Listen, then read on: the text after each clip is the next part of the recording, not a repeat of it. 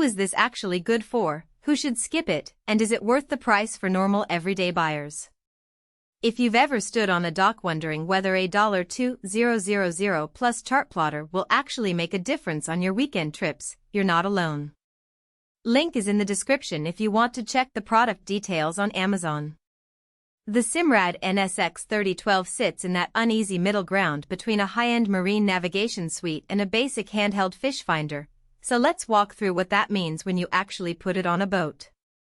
First off, the biggest source of hesitation for most buyers is the no transducer line on the box.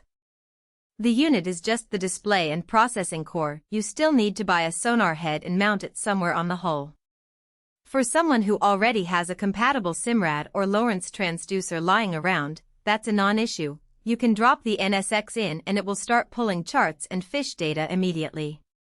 For a first-time buyer who thought the package was all-in-one, that extra expense can push the total cost well beyond the headline price and suddenly feel like a gamble.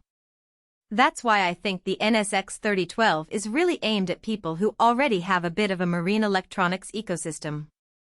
If you own a Simrad autopilot, radar, or other network devices, the full integration claim actually delivers.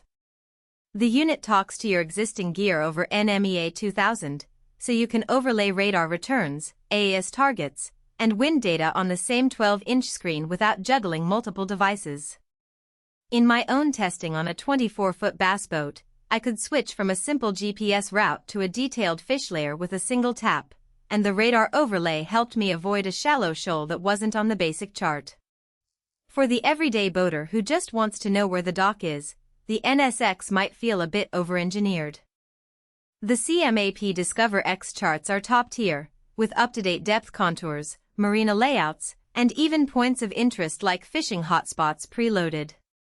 That's fantastic if you're planning a day of exploring new inlets or you're an avid angler who likes to chase new structures.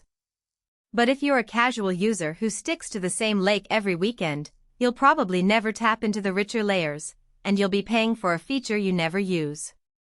Let's talk about the practical strengths that actually show up on the water. The 12-inch multifunction display is bright enough to read in direct sunlight, and the touch interface feels responsive even when you're wearing gloves. The built-in setup wizard walks you through connecting a transducer, calibrating the sonar, and loading your preferred chart package. In practice, that means you can get the unit up and running in under an hour, provided you have the transducer and the necessary wiring. The Fishcast powered by ROF's Sonar engine adds a layer of predictive fish finding that many reviewers praise for its ability to highlight schools without spamming the screen with raw echo data. When I was trolling a river bend, the Fishcast overlay gave me a clear, color-coded picture of where the fish were holding, and I was able to adjust my lure depth on the fly without pulling out a separate fish finder. On the flip side, there are some hidden trade-offs that aren't obvious in the spec sheet.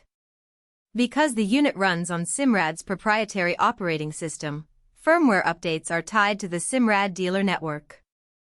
That means if you buy the NSX from an online retailer, you might have to schedule a service visit to get the latest chart updates or bug fixes, which can be a hassle for a DIE-type boater.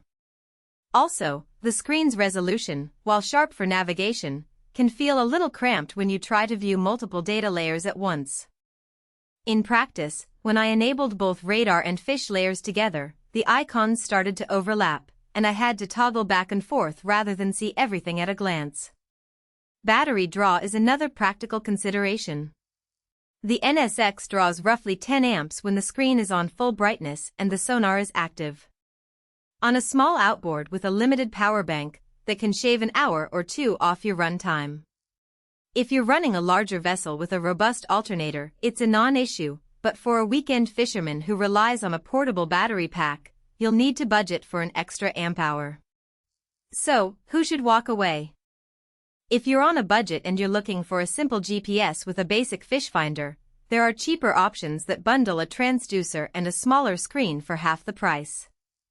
If you don't already have Simrad gear, the integration benefits fade, and you'll end up paying a premium just to get a standalone display that doesn't talk to anything else.